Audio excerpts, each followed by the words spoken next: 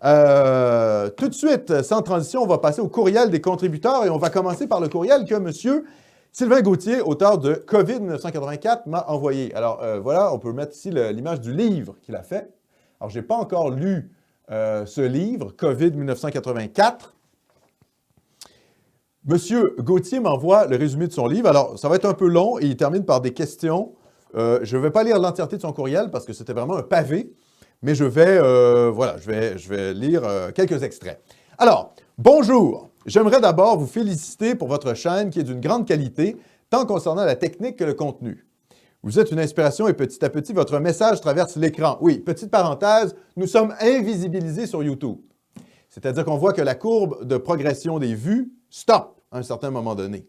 Notamment avec la dernière capsule, excellente capsule que messieurs Sébastien Lecrèvecoeur et Philippe Plamondon ont fait sur le vaccin, qui s'appelle le vaccin magique. La courbe de vue a stoppé. On pense qu'on est dans le langage vulgaire de YouTube. Ça s'appelle shadowbanné. En gros, on est invisibilisé par YouTube.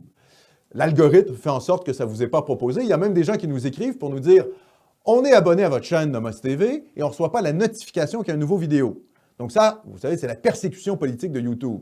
Donc, ils nous laissent sur YouTube. On ne sait pas pour combien de temps, mais en tout cas, on est encore là. Mais en tout cas, ils nous invisibilisent. Vous voyez? Donc, c'est important de référencer, donc commenter cette vidéo, la partager, mettre un pouce bleu, voilà, etc. Pour finalement essayer de combattre cet algorithme YouTube qui est antinationaliste. Fin de la parenthèse. Donc oui, notre message traverse l'écran, mais vous voyez, les gauchistes, les GAFAM, hein, en gros, les oligarques californiens qui sont soumis à l'idéologie post-nationale, nous invisibilisent. Mais c'est pas grave, on fait le travail quand même. Je poursuis la lecture du courriel de M. Sylvain Gauthier. Les médias alternatifs sont devenus ma principale source d'information. Ils font maintenant acte de contrepoids efficace devant les médias traditionnels idéologiquement corrompus. Leur biais gauchiste et mondialiste ne date pas d'hier et la crise actuelle l'a amplifié. Le courriel continue. Il parle de son livre COVID 1984. Et il dit, à propos de cette situation-là, du bolchevisme sanitaire que nous vivons, des mesures sanitaires qu'on vit à cause de la COVID, il dit, en réalité, si nous en sommes arrivés là, c'est parce qu'une peur psychotique a déferlé un peu partout et que cette dernière résulte d'une relation incestueuse entre les médias traditionnels et le gouvernement québécois. Cette relation a mené au Québec divisé que nous voyons aujourd'hui. Mon livre traite de cette division du peuple québécois. J'y explique comment Legault avait entre les mains lors de la crise tous les ingrédients nécessaires à un renouveau nationaliste. Cette pandémie avait le potentiel d'être l'élément déclencheur, le moteur en quelque sorte, à l'union des Québécois, mais aussi le temps idéal de prendre ses distances d'un gouvernement fédéral à la dérive pour déployer des ailes autonomistes. Cette crise a été fomentée par les gouvernements et alimentée par des médias subventionnés complices. Je saute quelques passages. Le signalement de la vertu sanitaire, il faut comprendre ça. Le signalement de la vertu combiné à la dénonciation de masse, digne des régimes communistes, ne pouvait qu'engendrer un climat social suspicieux et malsain, et bien souvent cet altruisme était à géométrie variable, des politiciens sermonneurs pris en flagrant délit de non-respect des règles. Comment peut-on avoir un peuple uni et solidaire dans de telles conditions? Un peuple solidaire peut pourtant arriver à de grandes choses. En mars, nous nous rappellerons, et ça c'est intéressant, que les Québécois étaient tous derrière Legault lorsque le gouvernement Trudeau tardait à fermer les frontières. Rappelez-vous de ça. Trudeau ne voulait pas fermer les frontières. Et Valérie Plante se promenait dans le quartier chinois pour nous dire qu'il ne fallait pas avoir de racisme anti-asiatique. Dingue! Hein, il y a un an, c'est ce qui se passait. Cette union, plutôt que de se cristalliser, tout le monde était avec Legault contre Trudeau. Cette union, plutôt que se cristalliser, dit-il, se fragilisa.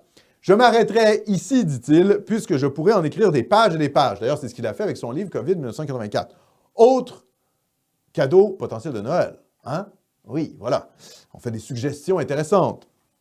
Mon livre est bref, un pamphlet, résumant le merdier actuel.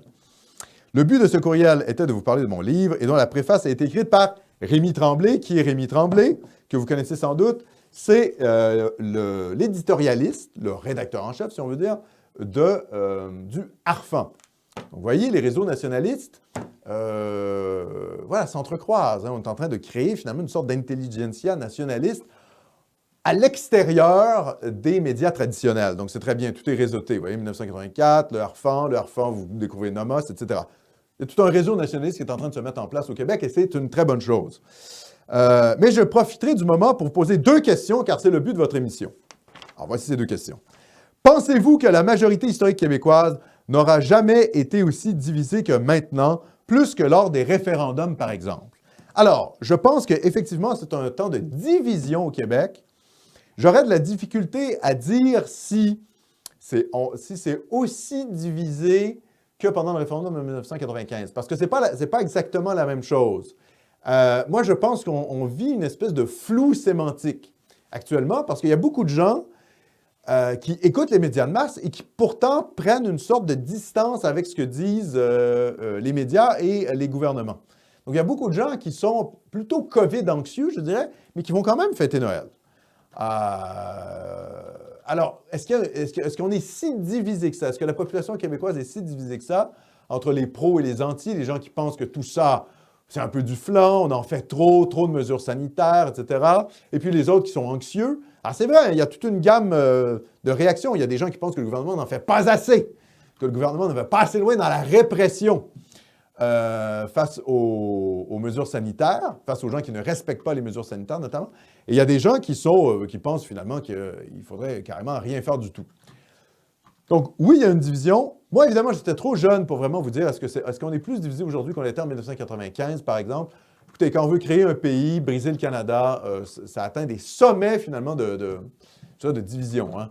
D'ailleurs, il y a quelqu'un qui m'a envoyé, il n'y a pas très longtemps, une vidéo du dévoilement de la statue de Charles de Gaulle à Québec, qui a été faite par le gouvernement québécois. Il y avait Séguin, le ministre Séguin de la Culture français, je ne suis pas sûr que c'était le ministre de la Culture, le ministre Séguin, ministre français qui était en place, et il y avait une foule d'ultra-fédéralistes qui hurlaient leur haine contre, finalement, le gouvernement séparatiste et qui ne voulaient pas qu'il y ait une statue du général de Gaulle à Québec, parce qu'ils voyaient la statue du général de Gaulle comme un symbole du séparatisme québécois. Donc, c'est pour vous dire que la division, la question nationale a divisé pendant plusieurs années suite au référendum de 1995. Et cette petite vidéo de dévoilement de la statue de Gaulle, c'est un reportage, je pense, de Radio-Canada. Ça date de 1996, quelque chose comme ça, un an après le référendum. La tension était extrêmement élevée. Donc, c'est pour vous dire que là, est-ce que les gens s'engueulent dans la rue? Non. Il y a un climat de délation. C'est ça qui est problématique actuellement. C'est ce qui fait penser un peu aux communistes. Vous savez, à Cuba, hein, vous avez les comités révolutionnaires qui portaient des stéthoscopes puis qui écoutaient dans le mur de leurs voisins pour savoir si leurs voisins ne parlaient pas contre le régime communiste cubain. On est un peu là-dedans, là, avec une ambiance de délation. Le ministre qui dit, oui, il faudrait dénoncer les gens. Valérie Plante qui dit la même chose. Hein, Dubé qui a dit ça. Valérie Plante a dit la même chose. Donc ça, c'est une ambiance, évidemment, qui est complètement merdique, surtout pour le temps des fêtes. Très à gauche. Hein? C'est complètement à gauche. Hein? C'est de la délation communiste de style cubaine. Cuba. D'ailleurs, les gauchistes qui aiment Cuba, là, les baby boomers, là, type FLQ qui aiment Cuba, là, là, vous êtes servis. Là. Ah là, vous êtes servis. Ah là, hein, Lanctot qui écrit dans le Journal de Montréal qu'on ne peut pas critiquer Cuba, là, il est servi. Là, c'est l'ambiance cubaine, les amis. Le bolchevisme sanitaire, on dénonce nos voisins parce qu'ils ne respectent pas les règles. Hein. La délation comme valeur de gauche. Beau projet de société, n'est-ce pas, les amis? Et je vous le dis tout de suite, ce qu'on a connu avant 2019 ne reviendra pas. C'est un changement de paradigme qu'on vit. Il y a des gens qui, désormais, vont toujours porter les masques dans les épiceries. On va avoir des passeports sanitaires. On vit un changement paradigmatique. Le monde ne sera plus jamais comme avant. Je vous le dis tout de suite. Pour moi, c'est une évidence. On ne reviendra pas à ce qui existait avant. Donc, il va falloir s'y faire, en partie. On va voir jusqu'à quel point on est capable de résister. On est capable de résister jusqu'à un certain point, mais il ne faut pas se leurrer. Une grande partie de la population, vous savez, une grande partie de la population, elle fait le choix, comme d'habitude, hein, le choix d'écouter les gouvernements. Les gens préfèrent la sécurité à la liberté. Mettez-vous bien ça dans la tête. Hein. Sauf exception dans l'histoire, je dis bien sauf exception dans l'histoire, il y a des peuples qui sont plus révolutionnaires que d'autres, et je vous garantis que les Canadiens français, ce n'est pas un peuple révolutionnaire, d'accord? Les peuples préfèrent la sécurité à la liberté qui peut souvent mener au désastre. Hein. La Révolution française, ça mène au désastre. Ça mène à la terreur, Robespierre, les guerres impériales, la destruction de la France, etc. Donc, je veux dire, souvent, les idées révolutionnaires mènent à la catastrophe. Donc, il faut toujours faire attention. Et les peuples ont une nature, je dirais, plutôt conservatrice. Ou en tout cas, conformiste. Peut-être pas conservatrice, mais conformiste. Ils sont conformistes. Et c'est sûr que, naturellement, les peuples veulent être protégés par l'État comment je dirais, de virus. C'est évident que les gens sont plutôt conformistes. Donc, je ne sais pas quel est le pourcentage de la population qui considère que les mesures du bolchevisme sanitaire actuel sont mauvaises, mais je ne pense pas qu'elles soient si élevées que ça. Hein. On est peut-être dans du 60 en faveur du gouvernement, 40 quelque chose comme ça, peut-être même 70-30. J'ai aucune difficile à évaluer, surtout que les maisons de sondage, bon, sont là pour conforter le pouvoir. Donc, c'est difficile à évaluer, mais il ne faut pas surestimer la résistance des gens. C'est-à-dire, quand vous voyez dans la rue des gens qui sont en vélo et qui portent un masque, c'est parce qu'ils adhèrent au récit gouvernemental. Quand vous voyez des gens qui font du jogging avec un masque, c'est parce qu'ils sont réellement COVID-anxieux. C'est-à-dire, personne ne leur met un flingue sur la tempe pour porter un masque. C'est parce qu'ils y croient. Il faut bien comprendre ça. Les gens croient les gouvernements, largement. Sinon, il n'y aurait plus d'obéissance civile de toute manière. Donc, est-ce qu'on est divisé? Oui, c'est un temps, évidemment, de tension. C'est une ambiance, disons-le, c'est une ambiance de merde pour le temps des fêtes, avec cette espèce de délation qui est encouragée par l'État. Hein, bolchevisme sanitaire, bolchevisme hygiénique. Je pense qu'il y a eu des temps dans l'histoire où on était plus tendu, hein, où la tension était plus grande. Deuxième question. Plusieurs disent avoir honte d'être québécois. Oui, ça, c'est l'ethnomasochisme canadien-français habituel. Et menacent de quitter le Québec pour toujours. Oui, bon, ça, c'est comme les gauchistes. Quand Trump a pris le pouvoir, ils disent « Oh, on va quitter les États-Unis. » Ils n'ont jamais quitté les États-Unis. Ils ont attendu les prochaines élections, puis ils ont voté Biden en masse, et puis voilà. Bon. Je l'ai entendu à de nombreuses reprises pendant la crise. Je le dis souvent, le peuple québécois n'a pas à avoir honte de lui, en effet. Il doit avoir honte de sa classe dirigeante et politique médiocre. Oui. En même temps, est-ce qu'on n'a pas les dirigeants qu'on mérite? Ça, c'est une autre question. L'histoire du Canada français est ponctuée d'émigration vers les États-Unis ou ailleurs. Alors ça, c'est vrai. La grande saignée de la fin du 19e siècle et début du 20e siècle est peut-être la pire tragédie de notre histoire, en dehors de la conquête, évidemment. Si l'émigration de nos compatriotes avait été moins importante, disons la moitié moins, il y aurait peut-être aujourd'hui de 9 à 10 millions de Québécois francophones et spéculons un peu, le oui aurait sans aucun doute remporté facilement le référendum de 1995.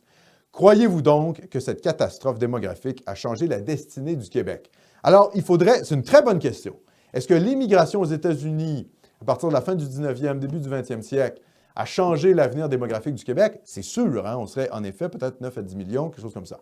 Il faut bien comprendre une chose par contre, c'est qu'il y a beaucoup de Canadiens français qui ont quitté vers les États-Unis qui sont revenus au Québec.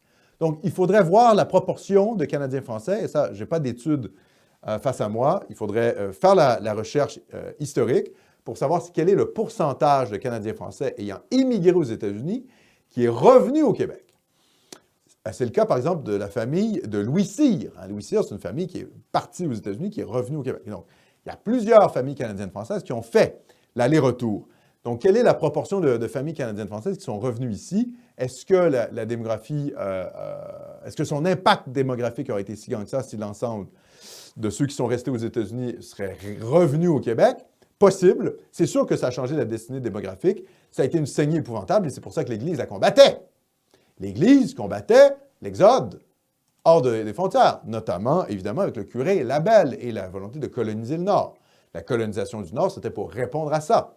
Hein, c'était pour répondre à l'émigration vers les États-Unis, où finalement, nos ancêtres, ceux qui sont restés là-bas, en tout cas, se sont assimilés à la culture anglo-américaine, malheureusement. C'est catastrophique. Il y a des gens, d'ailleurs, des franco-américains, qui, bon, essaient de garder un peu cette tradition canadienne-française aux États-Unis, mais c'est très difficile. Vous savez, aux États-Unis, c'est un rouleau compresseur culturel. Donc, pour résister, c'est extrêmement compliqué. Et là, évidemment, on ne parle pas de la Louisiane. La Louisiane, c'est un autre sujet. Hein. Ça vient de la déportation des Acadiens. Là, on parle vraiment dans le nord et surtout le nord-est des États-Unis. Donc oui, je pense que cette catastrophe a changé la démographie du Québec, ça c'est sûr. Après, pour le référendum de 1995, il faut bien comprendre que même si on l'avait gagné, le Canada et Ottawa ne l'auraient pas reconnu. Hein? Donc, il faut sortir du paradigme référendaire. Le référendum n'amène pas l'indépendance. D'ailleurs, on le voit. Hein, vous savez, les peuples qui font des référendums et qui n'ont pas de... qui ne s'est pas appliqué concrètement. Hein. Il n'y a pas d'efficacité concrète du référendum, c'est juste une consultation populaire. Ça n'engageait pas le Canada à reconnaître le résultat. Ça n'aurait pas été fait. Donc, il faut sortir hein, du référendisme. Après, sur la question démographique, en effet, oui, je pense que ça a été déterminant pour la suite des choses.